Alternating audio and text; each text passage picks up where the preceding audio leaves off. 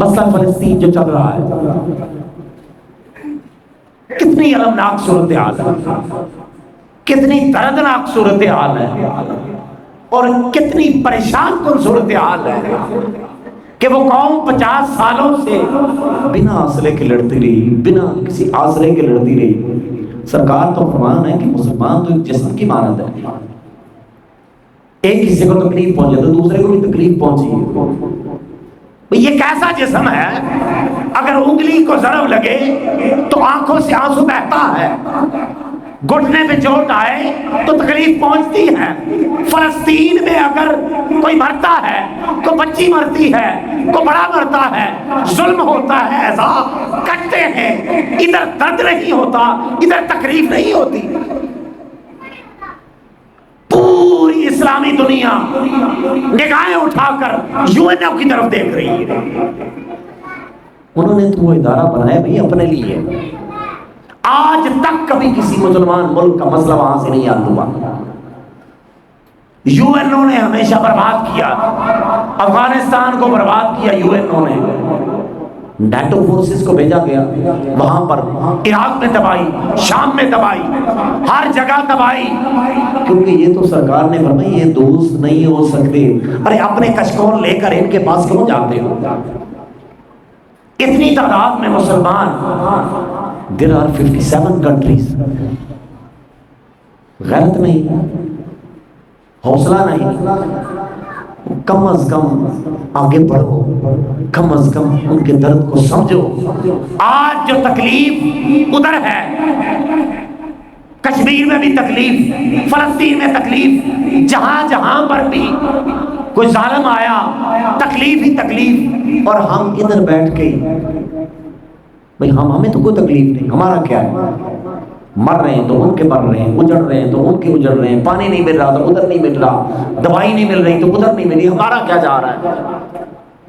اس کا مطلب ہے ایمان سے خالی ہے، اس کا مطلب ہے ایمان سے خالی ہے۔ بس وقت بھی ہو چلا ہے، مسلم شریف کے حدیث مبارکہ سنا کے میں اپنی گفتگو کو اختتام کی طرف لے جاتا ہوں۔ اور دیکھیں سب سے اہم بات، یہودیوں کے لیے نہ ہم سنی ہیں، نہ بریلوی ہیں، نہ دیوبندی ہیں، نہ اہل حدیث ہیں، نہ شیعہ ہیں، ان کے لیے ہم مسلمان ہیں۔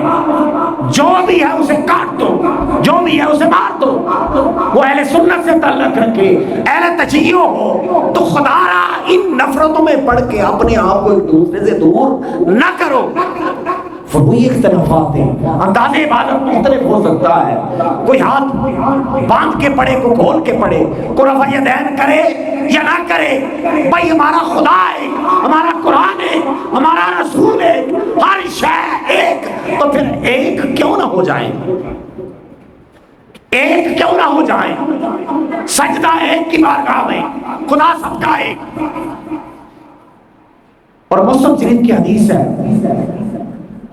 کتاب الایمان، مسلم شریف میں بھی یہ حدیث آئی ہے، مسند احمد بن حنبل میں بھی آئی ہے، جامع ترمذی میں بھی آئی ہے، سنن ابی داؤد میں بھی آئی ہے، بڑی معروف حدیث آپ نے سنی ہوئی ہے۔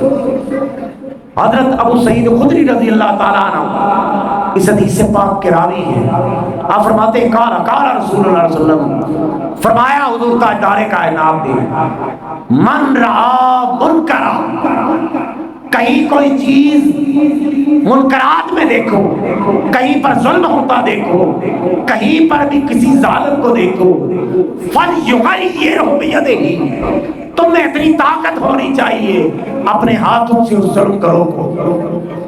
من رعا منکم منکرا، کہیں پر بھی منکرات کو دیکھو، کہیں پر بھی برائی کو دیکھو، کہیں پر ظلم کو دیکھو، اس سے بڑا ظلم نہیں ہے آپ کے گھر کے اوپر کوئی آ کے قابض ہو جائے، آپ کی عزت محفوظ نہیں، آپ کی جان محفوظ نہیں، آپ کا مال محفوظ نہیں، آپ کو ہوش حواس ہی نہ رہے، and there is no one to check them, there is no one to stop them، ظلم اتنی پیک پہ چلا جائے۔ اور سرکار نے فرمایا من رعا منکم منکرا، جب منکرات کو دیکھو، جب ظلم کو دیکھو، فَلْيُغَيِّرْهُ بِيَدِهِ، تمہارے ہاتھ میں اتنی طاقت ہونا چاہیے، ارے یہ ہاتھ احد کو ماننے والا ہے، یہ وہی ہاتھ ہے جس کی مدد اس رب نے میدان بدر میں کی تھی، یہ وہی ہاتھ ہے جو ہر غزوہ میں رب نے نوازا۔ ایمان کامل تھا، یقین کامل تھا، اب ایمان اس پہ نہ رہا، اب ایمان پیسوں پہ آ گیا، اب ایمان میزائلوں پہ آ گیا۔ ارے ادھر سے نگاہ ہٹاؤ، کبھی ادھر نگاہ اٹھاؤ، سجدے میں جا کے کبھی تڑپ کر اپنی بجائے ان کے لیے بھی مانگو، ان کے لیے مانگو۔ من رہا منکم منکرا، تم میں سے اگر کوئی ظلم ہوتا دیکھے فلیغیرہ بیدہ، اپنے ہاتھوں سے اسے روکے، فَإِن لَّمْ يَسْتَطِعْ، اگر ہاتھوں سے نہ روک سکو، ہمت نہ ہو، استطاعت نہ ہو، ڈر ہو، معیشت بیٹھ جائے گی، غیرت مر گئی ہو، معیشت کا ڈر ہو، معیشت بیٹھ جائے گی، روزگار بند ہو جائے گا، ڈالر آنا بند ہو جائیں گے، فَإِن لَّمْ يَسْتَطِعْ فَبِلِسَانِهِ، اگر ہاتھ سے نہ روک سکو تو کم از کم تمہاری زبان تو چلے، تمہاری زبان سے تم کم از کم روکو، برے کو برا کہو۔ ہم تو زبان سے بھی نہیں روک سکتے، ہماری حالت یہ ہو گئی ہے کہ ہم تو زبان سے بھی نہیں روک سکتے۔ فَإِن لَّمْ يَسْتَطِعْ، اگر زبان سے بھی نہ برا برو کیسے، فَبِقَلْبِهِ، تو اسے دل سے برا جانو، وَذَلِكَ أَضْعَفُ الْإِيمَانِ، اور یہ ایمان کا سب سے کمزور ترین درجہ ہے۔